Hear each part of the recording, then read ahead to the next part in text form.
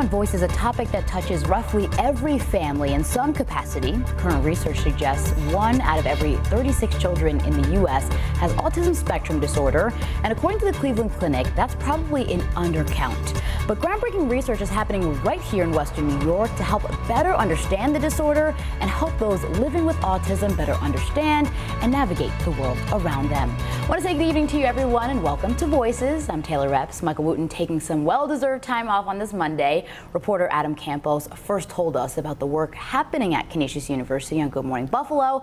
So tonight we're delving deeper into the topic with our special guest here, Dr. Jonathan Rodgers, a member of the Institute for Autism Research at Canisius. Dr. Rodgers, thank you so much for joining us here. Thank you for having me. So for anyone who might be unfamiliar, just tell us about the Institute for Autism and what your team does every day. So the Institute for Autism Research at Canisius University is all about service. We are here to serve children with autism, autistic children, youth, adolescents, even into adulthood with some of our work. And so we are a multidisciplinary team of researchers. Some of us are psychology professors. We also collaborate with a kinesiology professor to develop and validate programs that really have an impact on individuals with autism.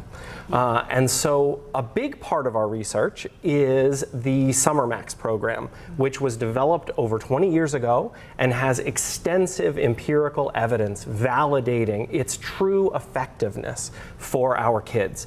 We've seen multiple high-level studies that the Summer Max program impacted the autism characteristics, the social responsiveness, and the emotion recognition of the kids who we worked with.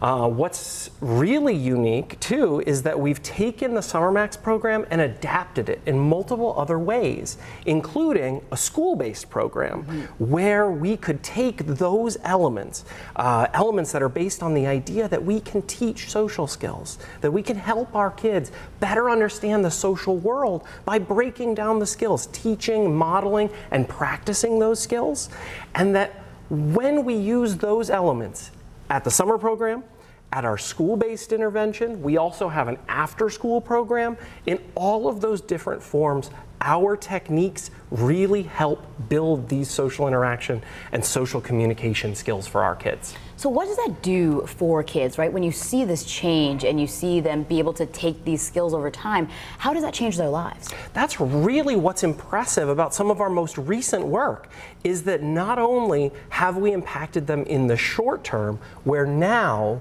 they have more advanced social skills, they have more advanced ways to interact with others, to make friends, to interact with their teachers or with their parents. And what's really impressive about our newest research is that what we did is we took results, we took a study that we did of our school-based program, and we followed up on those long term. So we wanted to look at, do these findings maintain over 2 to 5 or even farther years into adolescence and young adulthood? Do they stay strong? Do we still see those impacts? And we did.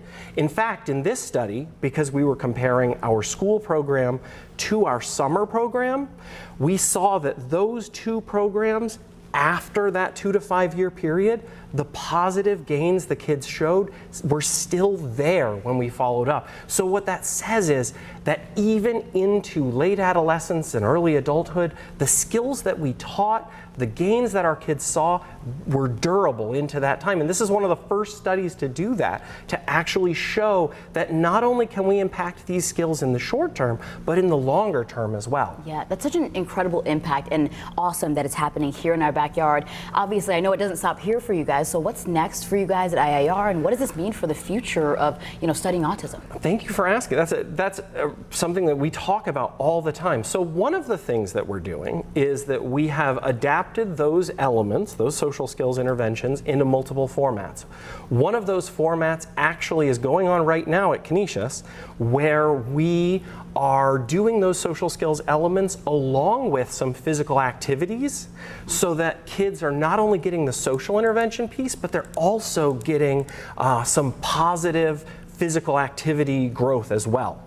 Along with that, we also have an after-school program that we're running in a variety of area schools. What's really unique about that is that it's not just our students that we've trained, but we're training teachers' assistants, we're training paraprofessionals, people who wouldn't necessarily usually be delivering this kind of intervention.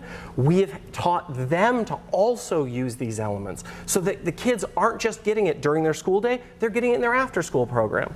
Wow. Finally, one of the really big things that we're excited about is that as autistic individuals grow into adulthood, more and more the focus of our research and the focus of the ways that we support the autistic community is respecting what we call neurodiversity, respecting those aspects of autism as an inherent part of the development of the self.